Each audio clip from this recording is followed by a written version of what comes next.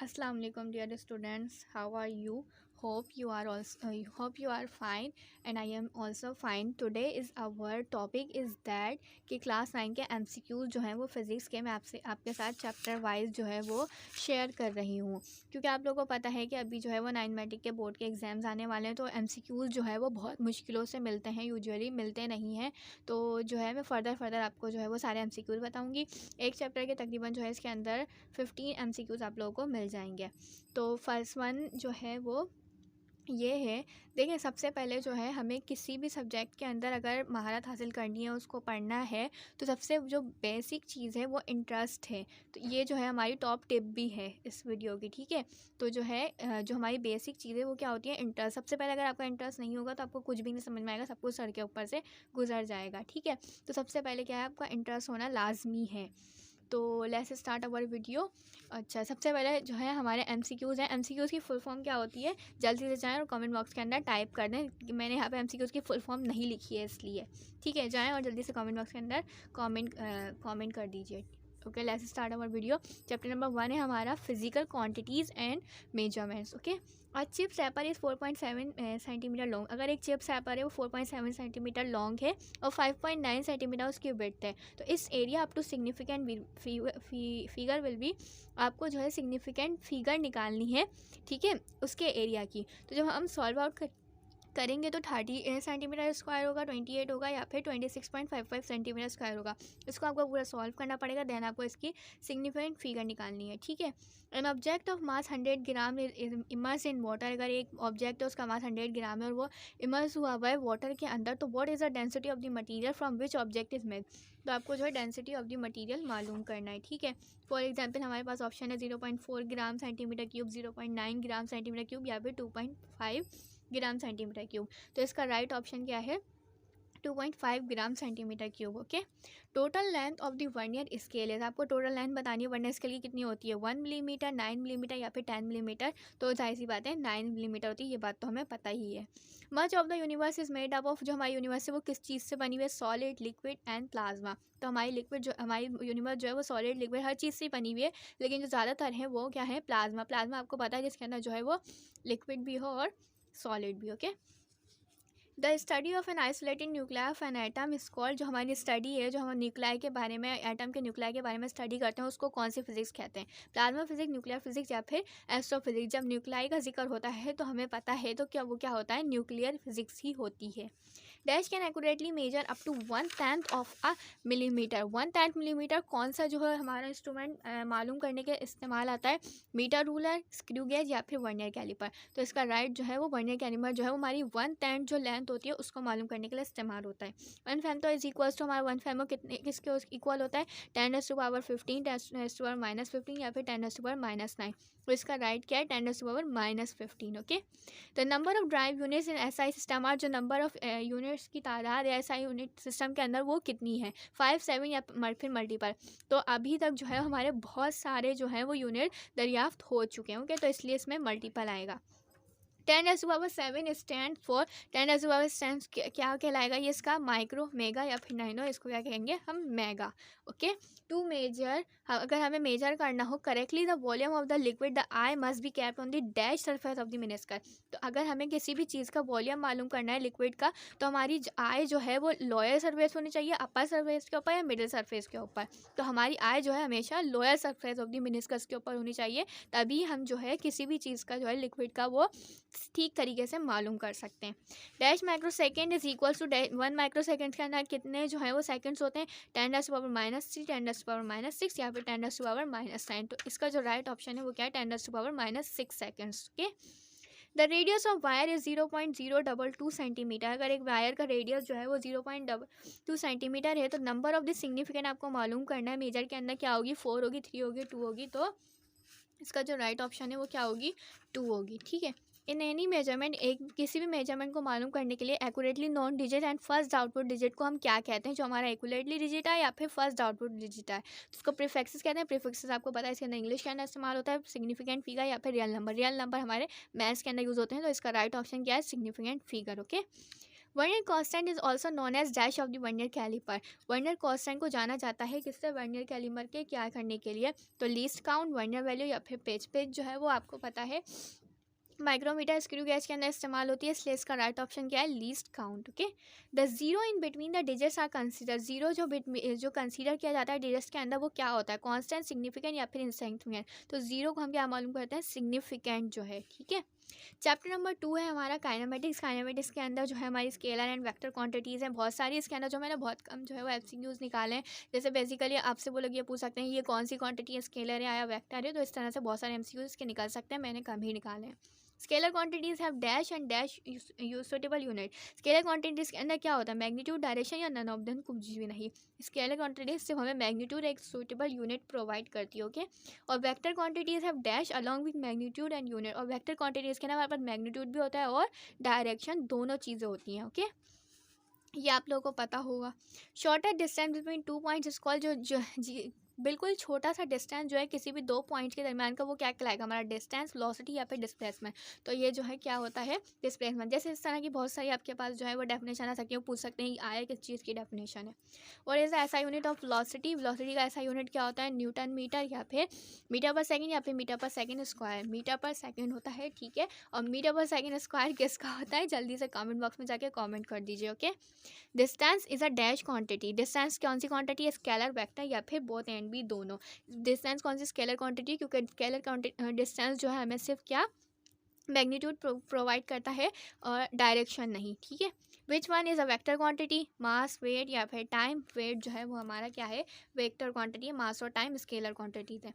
अब ये है हमारे पास एक equation, S is equals to V I T plus 1/2 A T square या फिर वी एफ स्क्वायर। इसका राइट ऑप्शन क्या है, ए टी स्क्वायर। ये हमारी सेकेंड इक्वेशन ऑफ मोशन है। Okay, the value of acceleration due to the gravity near the surface of the earth is found to be. Acceleration की जो value होती है ग्रेविटी से करीब आते वक्त सरफेस ऑफ द अर्थ के ऊपर क्या होती है, 9.81 metre per second square, 9.81 metre per second या फिर 9 मीटर पर सेकंड क्यूब। ठीक है, तो इसकी जो राइट ऑप्शन क्या है, एसिलेशन का यूनिट क्या है, मीटर पर सेकंड स्क्वायर, तो इसलिए इसकी राइट क्या है, 9.81 metre per second square. Okay, if 2 stones of different sizes are drop from same height. अगर हम 2 डिफरेंट साइजेस के स्टोन्स और उसको एक सेम हाइट से ड्रॉप करें, तो विच of the them will ground first. तो कौन सा वाला जो है सबसे पहले ग्राउंड को हिट करेगा।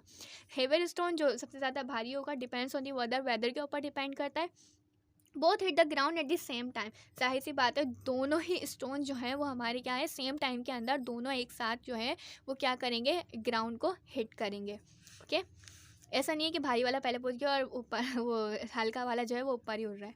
व्हेन बस travels with non uniform speed. अगर एक बस जो है वो नॉन यूनिफॉर्म स्पीड के साथ जो है वो ट्रैवल कर रही है, द डिस्टेंस टाइम ग्राफ, जो डिस्टेंस टाइम हमारा ग्राफ निकलेगा वो क्या होगा, एक ब्रोकन लाइन, कर्व या फिर सर्कल। हमारी जो है वो कर्व लाइन निकलेगी। ओके, 2as ये कौन सी इक्वेशन ऑफ मोशन है, थर्ड इक्वेशन ऑफ मोशन है। 2s is equals to v F square minus v i square. Of course ये तो सबको ही याद होगी, v f plus v f minus v i नहीं होती।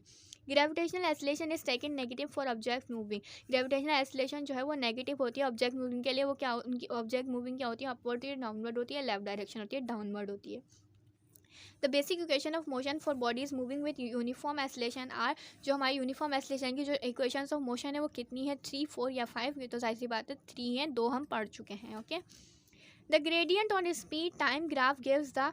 जो ग्रेडियंट स्पीड अपॉन टाइम जो ग्राफ होता है वो क्या, हमें क्या करता है, स्पीड प्रोवाइड करता है, फोर्स या फिर एसिलेशन। तो इसका राइट ऑप्शन क्या है, acceleration. Which one is the scalar quantity. Scalar quantity कौन सी है, मास, वेट, टेम्परेचर। इसका राइट ऑप्शन क्या है, टेम्परेचर। चैप्टर नंबर 3 है dynamics. Newton first law of motion is also known as the law of, ये तो सबको ही पता है, लॉ ऑफ इनर्शिया भी कहलाया जाता है, जो न्यूटन का फर्स्ट लॉ ऑफ मोशन था। ओके, स्पीड या फिर रेस्ट नहीं, इसका क्या है, inertia. Quality of matter contain in body is called. Quantity of जो मैटर है अगर वो बॉडी के अंदर रखता है तो वो क्या कहलाएगा, वॉल्यूम, वेट या फिर मास। तो जो क्वांटिटी जो होती है बॉडी अपने अंदर रखती है वो क्या कहलाता है, mass. Okay, quantity of motion contain in body, motion की क्वांटिटी जो है एक बॉडी के अंदर अगर वो अपने अंदर रखती है तो वो क्या कहलाता है, मोमेंटम फोर्स या फिर ग्रेविटी, वो क्या कहलाती है, मोमेंटम फोर्स हम अपनी मर्जी से लगाते हैं और ग्रेविटी तो हो ही नहीं सकती, ठीक है। Law of conversation of momentum defines that total momentum of a system of two bodies before and after collision, जो है अगर लॉ ऑफ कंजर्वेशन जो होती है वो ये प्रोवाइड करती है कि टोटल मोमेंटम जो सिस्टम है वो टोटल बॉडी का बिफोर एंड आफ्टर कोलाइजन क्या होती है, रिमेंस कांस्टेंट होती है, मोर्स मोमेंट्स होती है या फिर लॉसेस सम मोमेंटम करती है वो, तो इसका राइट ऑप्शन क्या है, कांस्टेंट रहती है वो, ठीक है। Weight of a body can be measured using a spring balance, weight of the body अगर आपको मेजर करनी है, अगर आप स्प्रिंग बैलेंस को यूज़ करें, it differs from place to place because of variation in, वो जो है अलग अलग प्लेस के ऊपर क्या होगा, अलग अलग आएगा, क्योंकि size of the spring balance की वजह से, ग्रेविटेशनल पुल की वजह से या फिर वेलोसिटी की वजह से, तो इसका क्या होगा, ग्रेविटी की वजह से वो डिफरेंट पॉइंट्स के ऊपर जो है वो डिफरेंट आएगा, okay. Centrifugal force is always directed, जो सेंट्रीफ्यूगल फोर्स होती है वो किसके डायरेक्ट होती है, towards centre, away from centre या फिर अलोंग द सर्कुलर पाथ, तो वो सेंटर से क्या होती है, दूर होती है, okay. It is easier to push an empty shopping cart than a full one because the full cart has more mass than the empty one. This can be expressed by, ये आपको जो है वो ये इक्वेशन है कि force जो है वो किसके क्या होती है, यानी कि फोर्स डायरेक्टली प्रोपोर्शनल होती है मास के, या लेस देन होती है ग्रेटर देन होती है, तो इसका राइट ऑप्शन क्या है, force directly proportional upon mass के। It is a tendency of an object to leave the circular path and fly off in a straight line. ये किस चीज़ की डेफिनेशन है, सेंट्रीफ्यूगल फोर्स की, सेंट्रीपिटल फोर्स की, centrifugal force की या फिर ग्रेविटेशनल फोर्स की, तो इसका राइट ऑप्शन क्या है, सेंट्रीफ्यूगल फोर्स, ठीक है। ये क्या होती है, टेंडेंसी होती है ऑब्जेक्ट की जो कि सर्कुलर पाथ हो या फिर ऊपर रखने के अंदर, स्ट्रेट लाइन के अंदर रखने के लिए इस्तेमाल होती है। These are always parallel to the plane of contact between two surfaces and opposing to the direction of the applied force. वो कौन सी होती है जो पैरेलल होती हैं दो सरफेसेज के दरमियान, वो कौन सी होती है, फ्रिक्शनल फोर्स होती है, सेंट्रीफ्यूगल फोर्सेज होती है या फिर सेंट्रीपिटल फोर्सेज होती हैं, तो इसका राइट ऑप्शन क्या है, frictional forces. It is a self adjusting force, कौन सी फोर्स जो होती है जो खुद ही एडजस्ट कर लेती है अपने आप को, टॉर्क, फ्रिक्शन या फिर टाइम, जो फ्रिक्शन फोर्स होती है वो क्या करती है, खुद ही अपने आप को एडजस्ट कर लेती है। It is a force acting on the body at rest that resist it ability to start moving, कौन सी फोर्स अगर हम एक ऑब्जेक्ट के ऊपर जो है अप्लाई करें, अगर वो रेस्ट फॉर्म में है तो क्या करेगी, वो एबिलिटी कर देगी, यानी खुद ब खुद ही स्टार्ट हो जाएगी, तो कौन सी फ्रिक्शन होता है, स्टैटिक फ्रिक्शन जो है अगर हम उसके ऊपर अप्लाई करें तो वो खुद ब खुद ही मूव हो जाएगी, काइनेटिक और स्लाइडिंग नहीं होती, okay. The maximum static friction is known as, जो मैक्सिमम स्टैटिक फ्रिक्शन होती है वो किस नाम से जानी जाती है, काइनेटिक, लिमिटिंग या फिर स्लाइडिंग, तो ये जो है लिमिटिंग फ्रिक्शन के नाम से भी जानी जाती है। Static friction is greater than, static friction जो है वो किससे ग्रेटर देन होती है, काइनेटिक फ्रिक्शन से, स्लाइडिंग फ्रिक्शन से या फिर रोलिंग फ्रिक्शन से, जो राइट ऑप्शन है हमारा क्या है, काइनेटिक फ्रिक्शन से। अच्छा, अब हमारा चैप्टर नंबर 4 है turning effects of forces.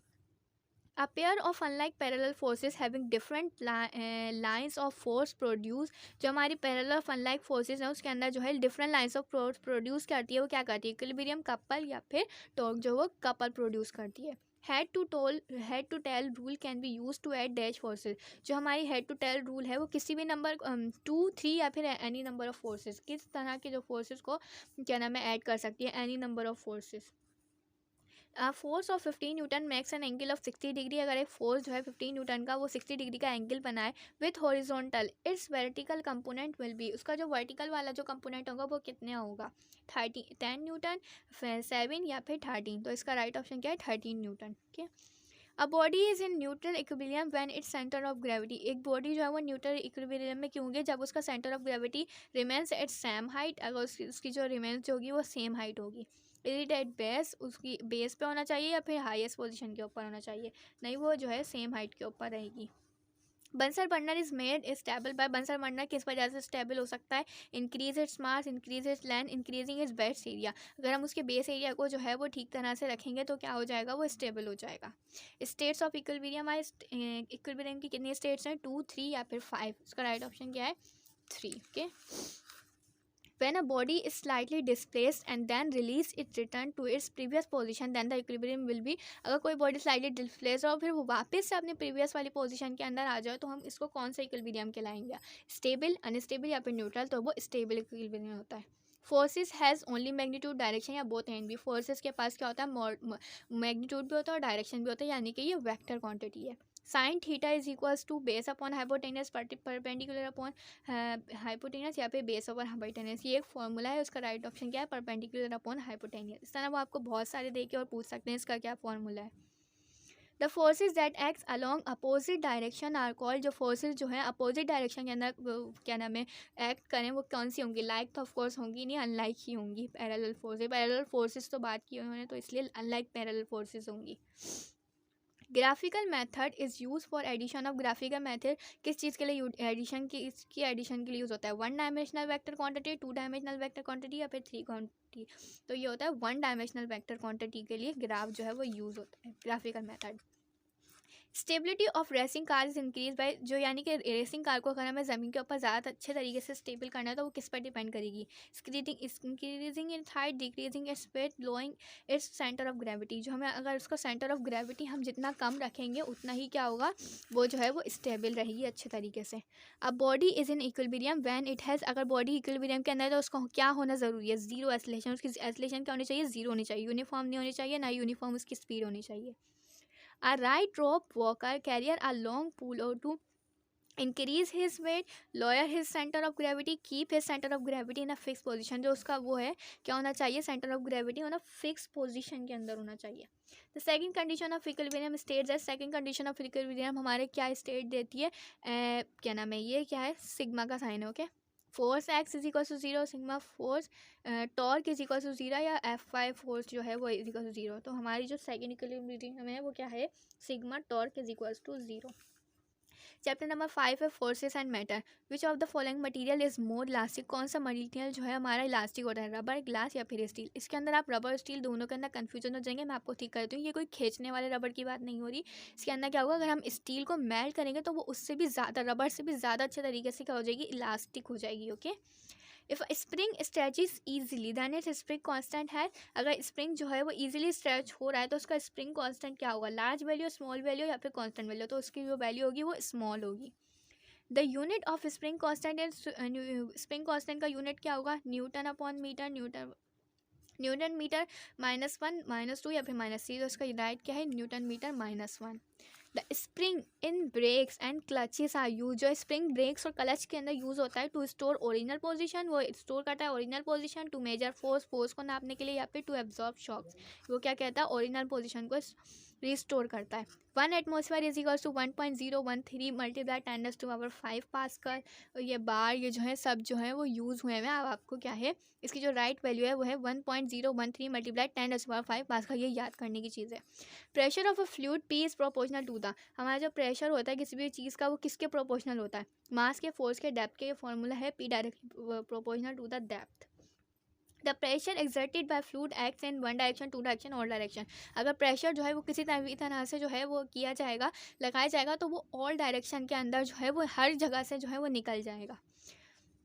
The equation of Hooke's law made by retainers, जो इक्वेशन है हुक्स लॉ की वो क्या है, इसका राइट ऑप्शन क्या है, F is equals to K X, यानी कि force is equals to spring constant K के लिए और X. Within elastic limit the displacement produce in the space directly proportional to the, अगर इलास्टिक लिमिट जो है वो डिस्प्लेसमेंट होगी तो उसका जो फोर्स स्प्रिंग जो है वो डायरेक्टली प्रोपोर्शनल होगी, increase in length, force applied या फिर none of this, force applied के डायरेक्टली प्रोपोर्शनल होती है, जैसे कि यहाँ पर जो है ये इसी से ही ड्राइव किया हुआ है। It is a collection of molecules that are randomly arranged and paired together, weak cohesive forces exerted and walls of container।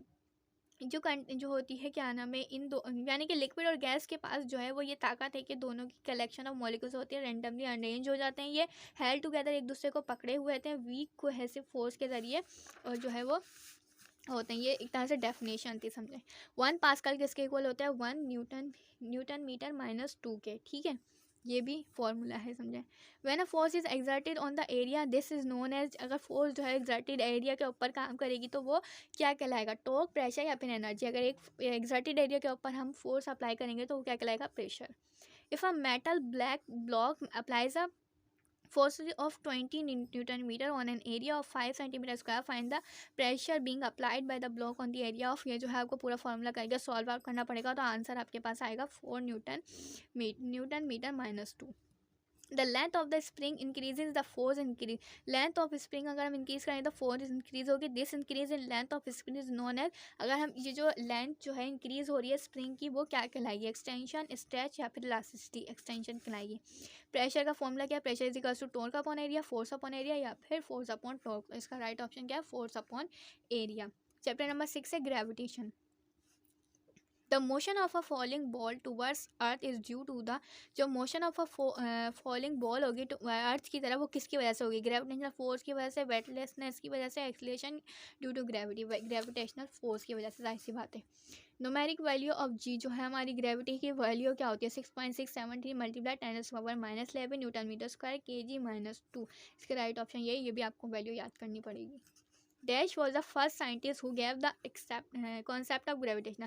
कौन से जो है फर्स्ट साइंटिस्ट है जिन्होंने ग्रेविटेशन का कॉन्सेप्ट दिया था? आइंस्टाइन ने तो बल्ब इजाद किया था, मैक्सवेल नहीं, न्यूटन जो है इसका राइट ऑप्शन है। Gravitational force of earth is directed, gravitational force of earth किसके होती है? Towards the earth, towards the sun, away from the earth, जो है वो जाहिर सी बात है अर्थ की तरफ ही आती है। Newton's law of gravitational held between two objects on the, जो है उसने क्या किया था कि दो चीज़ों ने आपस में एक दूसरे को क्या किया हुआ है? अर्थ ने, जुपिटर ने या फिर यूनिवर्स ने, जो है इसके अंदर उन्होंने क्या बताया था? यूनिवर्स ने। Gravitational force is always, gravitational force जो है वो ऑलवेज क्या होती है? रिपल्सिव होती है, अट्रैक्टिव होती है। जाहिर सी बात है अट्रैक्टिव होती है। According to the Newton's law of universal gravitational force directly proportional 1/r² या फिर r², बोथ एंड भी इसका, यानी कि फोर्स डायरेक्टली प्रोपोर्शनल 1/r² या फिर सिर्फ r²। ओके, ये दोनों इक्वेशन है। The time required for a satellite one complete one revolution around the earth in its orbit is called, जो टाइम रिक्वायर्ड होता है सैटेलाइट के लिए complete one revolution around the earth in its orbit is called its time period कहलाएगा या फिर revolving time कहलाएगा। इसका राइट ऑप्शन क्या है? Time period. Expression for the mass of earth is, जो हमारी एक्सप्रेशन है मास ऑफ अर्थ क्या एक्सप्लेन करती है? GRE² upon capital G। ठीक है। The velocity that a satellite must possess when orbiting around the earth in an orbit of radius, जो velocity of a satellite है must possess करती है क्या? orbiting around the earth in an orbit of radius। तो r is equal to R plus H, तो क्या ही करेगी? GM_r + h को। ओके, ये सब जो है वो इक्वेशंस हैं, कुछ मैंने इस तरह लेके और बहुत ज़्यादा सर्चिंग वगैरह करके आप लोगों को ये प्रोवाइड किया है। Sun's gravitational attraction to the earth, जो सन्स की ग्रेविटेशनल अट्रैक्शन होती है अर्थ की तरफ, dash time greater than of the moon, जो अर्थ मतलब अर्थ की जो है वो ज़्यादा होती है मून के मुकाबले में कितने गुना? Around the earth is called 100, ये मुझसे गलत हो गया था, नीचे के ऑप्शन लिख देते मैंने गलती से, 100, 117 या फिर 189। इसका राइट ऑप्शन क्या है? 117। The constant horizontal velocity required to put the satellite into a stable circular orbit around the earth, जो कौन सी जो है वो velocity क्या करती है? critical velocity provide करती है। Okay, spring balance is use to measure, spring balance किसके लिए इस्तेमाल होता है? मास के लिए, वेट के लिए या फिर डेंसिटी के लिए, वेट को मेजर करने के लिए। Dash is a natural satellite, कौन सी सैटेलाइट जो है वो नेचुरल है? अर्थ, मास या फिर मून? अर्थ तो है नहीं, इसका राइट आंसर क्या है? Moon. Okay, your weight is major on the earth will be on dash on the moon, अगर आप अपना जो है वो वेट अर्थ के मुकाबले में क्या मून के ऊपर मेजर करें तो वो कितना कैसा होगा? इंक्रीज़ होगा, डिक्रीज़ होगा या फिर सेम रहेगा? तो इसका राइट ऑप्शन क्या है? डिक्रीज़ होगा। तो चलें, आप जो भी जितने भी मोटे अफराद हैं वो क्या करते हैं? मून के ऊपर जाके अपना वेट मेजर कर सकते हैं, उनको कमी होके खुशी होगी एक। चैप्टर नंबर 7 है properties of matter. An object with particle close together and vibrating describes the, जितने पार्टिकल्स हैं वो क्लोज टूगेदर होते हैं और वाइब्रेट करते हैं, वो कौन से होते हैं? ऐसी बात है सॉलिड के ही होते हैं। ड्यूरिंग विच प्रोसेस और as a gas becomes a liquid, कौन सा प्रोसेस जो है वो गैस को जो है लिक्विड के अंदर चेंज करता है? कंडेंसेशन, फ्रीजिंग और बॉइलिंग नहीं होता। विच state of matter has low density, कौन सी स्टेट के पास जो लो डेंसिटी होती है? सॉलिड, गैस या फिर लिक्विड? इसका राइट ऑप्शन क्या है? गैस।